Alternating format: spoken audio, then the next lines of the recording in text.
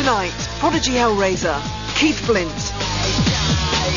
Sheffield Suavist, Jarvis Cocker, A New Order's Heart and Soul, Bernard Sumner. Also tweaking the frequencies live, West Country Cowboys, Portishead, and honeyed soul seductress, Endea Davenport. Not paying attention. Hi, I'm Jo Whiley, welcome to the show. Well, it's been another chic week on the impeccably groomed couture-clad catwalk that is popular music. And here, ready to sashay on down, are Jarvis. Hi. Keith. Hi. And Bernard. Hi. Thanks a lot for coming. Is Ian Brown still King Monkey? Is Sean Lennon a stain on the family name? And was Acid House in the summer of '88 right on one, matey, with just big dungarees and bad trips? We're going to try and surf the flotsam over the next 45 minutes. For now, though, let's hoover over the last 7 days. The big mouth strike again. Jarvis, the big news, obviously, in pop this week is the Spice Girls and Jerry quitting the Spice Girls. Yeah. Do you care? It was funny, I was thinking about it on the way here, saying they should get Sonia out of retirement to replace her. I don't think she's retired, actually. But I can see her as like a Diana Dawes figure. Yeah.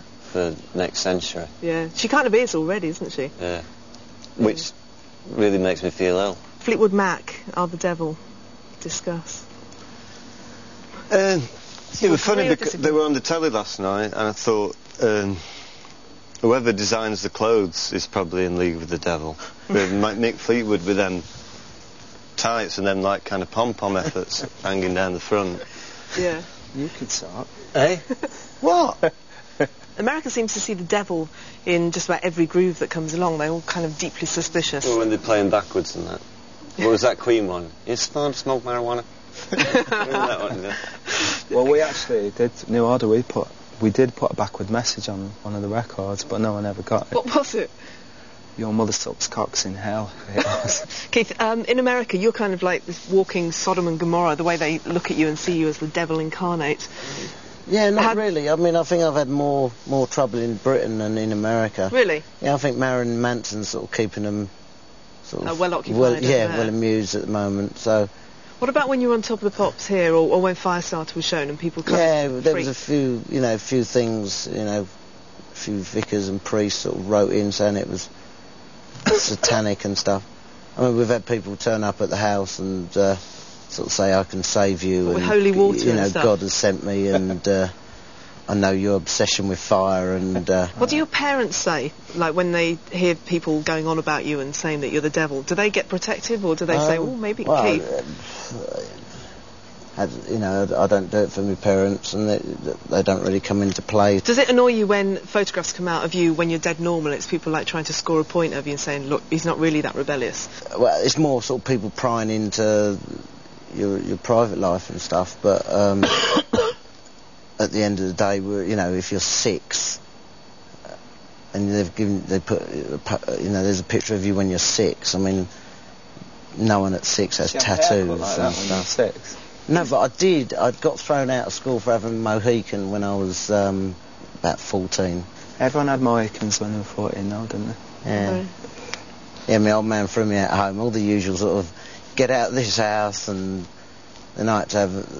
And then the school said, you can't have your hair like that. So I got whisked down the barbers, and they sort of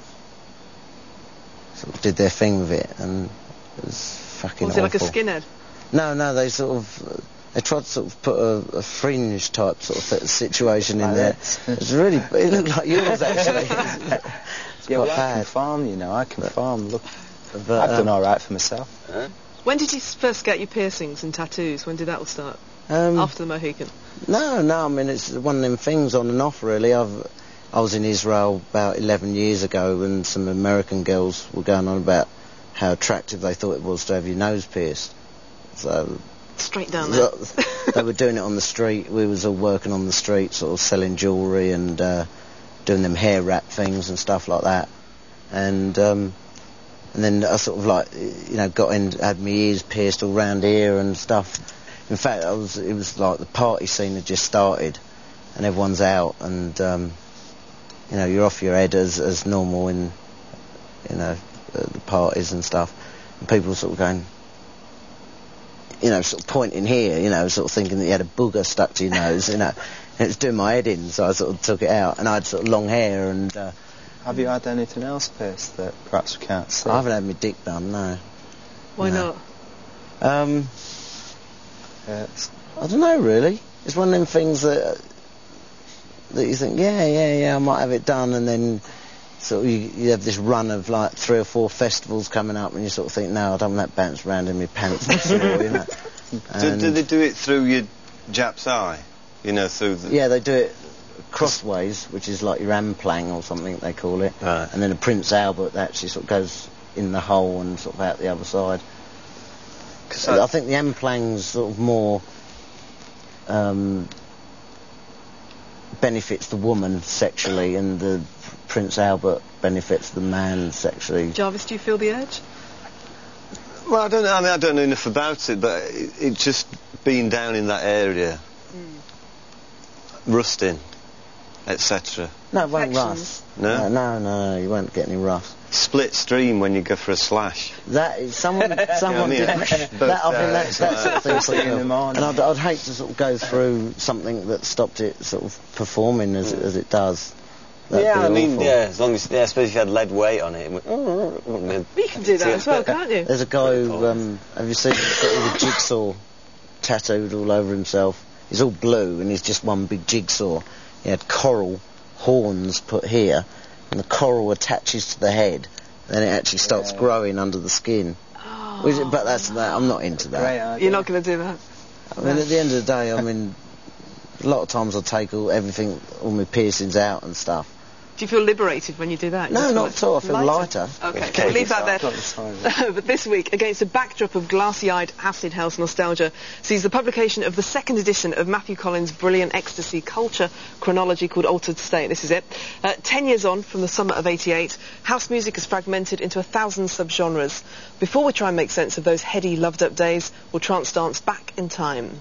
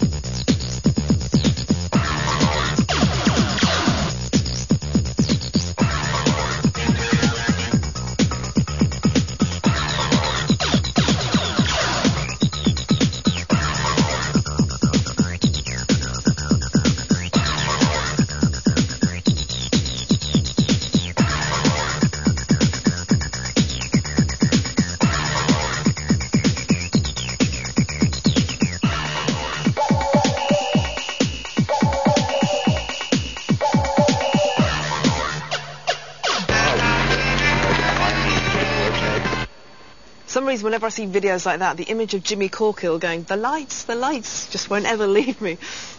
Keith, 10 years on, what does it mean to you looking back at acid house and rave culture, watching videos like that? Well, that was one of the anthems as far as I'm concerned. That was my best going out days ever, and, you know, if I hadn't sort of moved into having fun with the band and stuff, I'm sure I'd still be sort of searching for something that equalled that sort of a buzz, you know, for the brief time that it was a very real sort of underground thing. And, you know, you drive around and you'd see other little groups of cars with everyone sort of like bobbing around in it, and you'd sort of, you know, you realise you'd been out for the weekend and they had, and no one else knew what you was doing. And even if you tried to explain to other people where you'd been and what you'd done, it wouldn't make any sense to them whatsoever. Bernard, you experienced both acid house and punk. What was more influential on you? I say acid house is more fun, because because when punk came around I was pretty young and I was a bit